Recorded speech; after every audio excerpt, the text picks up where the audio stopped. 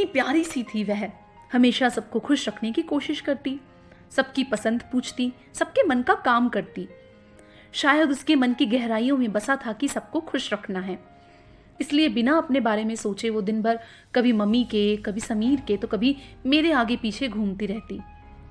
पापा से ज्यादा बात करने की इसकी हिम्मत नहीं होती, लेकिन उनके लिए स्नेह और सम्मान उसकी आंखों में साफ नजर आता। मुझसे 10 साल छोटे भाई समीर की दुल्हन बहुत ही प्यारी थी।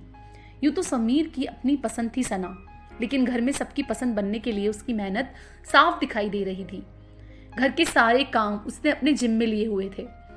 नई नई शादी थी, बहरहाल समीर को भी वो पति के रूप में अभी ज्यादा जान नहीं पाई थी। वैसे भी मर्द का रूप प्रेमी से पति बनते ही आश्चर्यजनक रूप में बदल जाता है। समीर और सना के बीच प्रेमी जोड़े की सी कोई बात नजर नहीं आती थी। समीर अपना मर्दाना रौब उस पर जमाने से कभी नहीं चूकता था, फिर भी सना सब कुछ अच्छे से संभालने का भरसक प्रयास कर रही थी। एक दिन माँ से निर्देशों की लंबी फहरिस्त जहन में रखकर वो रसोई घर में पहुंची। पीछे पीछे मैं भी उसकी मदद करने के लिए वहां पहुंच गई। मुझे देखकर वो कुछ सक पकासी गई और बोली, मेरे होते हुए आप रसोई में काम क्यों करेंगी दीदी? दीदी आप आराम कीजिए, और कुछ चाहिए तो मुझे बताइए। सना के आग्रह पर मैं लौट आई। वो अकेली ही घंटों रसोई में खपती रही। एक दिन माँ को घर में झाड़ू लगाता देख उसने माँ के हाथ से झाड़ू ले ली। मैं करूंगी ना मम्मी, आप क्यों परेशान होती हैं? मैं सब देख रही थी। जल्दी ही मेरा भी मायके से विदाई का समय आ गया। जाने से पहले मैं सना के साथ अकेले में कुछ समय बिताना चाहती थी। मैंने सना को छत पर बुलाया। वह सकुचाते हुए ऊपर पहुंची।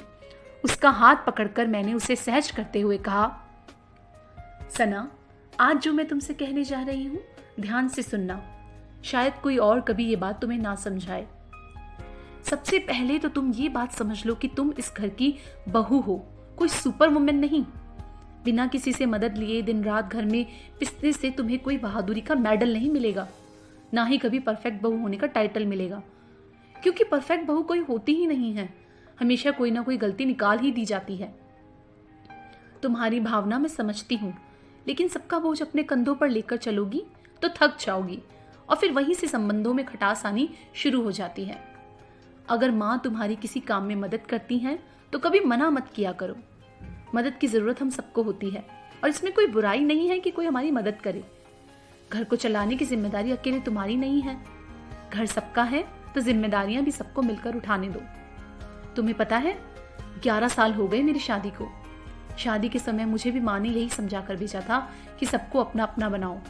मैं भी सबको शुरू में अपनी मदद करने से मना कर देती, फिर धीरे धीरे मुझसे सबने पूछना ही छोड़ दिया। शुरुआती कुछ साल तो सब ठीक रहा, लेकिन फिर मुझ पर भी 2 बच्चों की जिम्मेदारी आ गई। कहने को तो घर में सास ससुर पति देवर सब हैं, लेकिन वो लोग अपना खुद का काम करने के लिए भी मुझ पर निर्भर हैं। उनसे किसी भी तरह की मदद की कोई उम्मीद नहीं है अब। मेरी आज ऐसी हालत है कि सुबह से लेकर रात तक मैं चक्कर घिन्नी बनी घूमती हूँ, लेकिन तब भी कोई खुश नहीं है। जिसका भी कोई भी एक काम छूट जाए तो मैं झट से एक बुरी पत्नी, माँ या भाभी बन जाती हूँ। तुम्हें पता है, इसकी जिम्मेदार मैं खुद हूँ।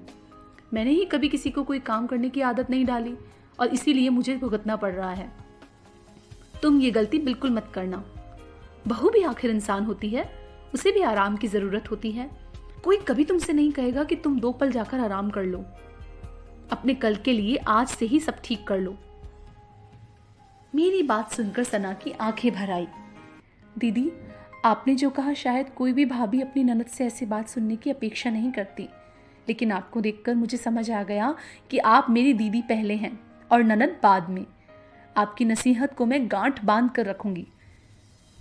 मैंने प्यार से सना को गले लगा लिया। वो भी बिल्कुल बच्चे की तरह मुझसे लिपट गई। ससुराल में स्नेह की चाह हर स्त्री को होती है। मुझसे वह स्नेह पाकर उसका मन फूलों की तरह खिल उठा, और हो भी क्यों ना, खुशहाल जीवन का मूल मंत्र जो मिल गया था उसे। दोस्तों, कैसी लगी आपको ये कहानी मूल मंत्र? अपनी राय कमेंट में जरूर दें। चैनल को सब्सक्राइब करना ना भूलें। धन्यवाद।